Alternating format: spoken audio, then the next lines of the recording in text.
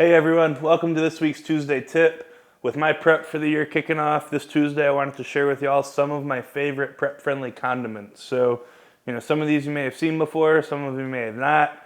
I, for one, am always looking for ways to make my food taste a little better in prep. So, wanted to share y'all with what I got. Open it up, look in the sauce door.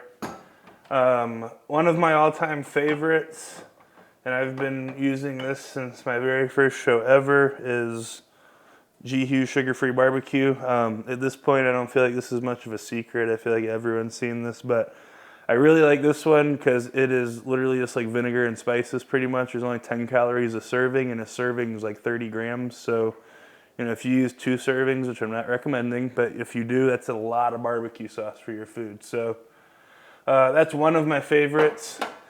This is a throwback to like literally 5 days ago when I could still have it, but this off season I was really big on Korean barbecue. So this is a no-go for me now. It's got a lot of sugar in it, but if you're looking for a sauce that makes it really easy to get meat and rice down in the off season, Korean barbecue, you might want to check it out.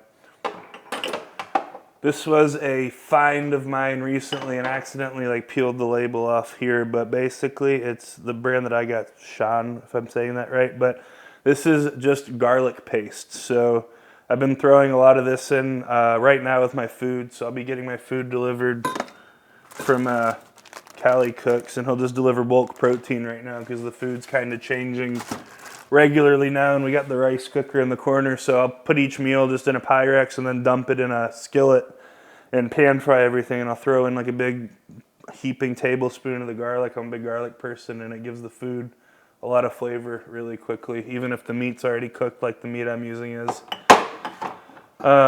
This one shouldn't be a secret to anyone, but since we're making the video about prep-friendly condiments, gotta show you a good old standby of yellow mustard. Mustard's got no calories. You can use a lot of mustard, just to account for the sodium. Moving on down the line.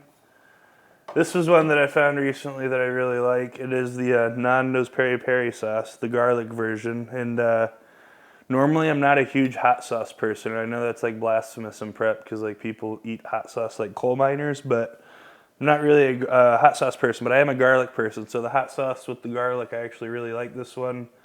So give the Nando's one a try. Moving on down the line. This is another standby favorite. Soy sauce. This is one that I will say pay attention to when you're putting on your food because it does have a little bit of calories to it. Not a lot, but you don't want to use half the bottle every single day. So soy sauce is a favorite standby of mine.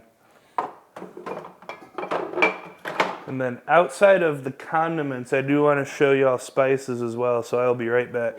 All right, so those are the sauces that I'm using pretty heavily this prep. Wanted to show y'all spices too. Maybe y'all find one that you like that you haven't heard of. Y'all have probably seen a lot of them.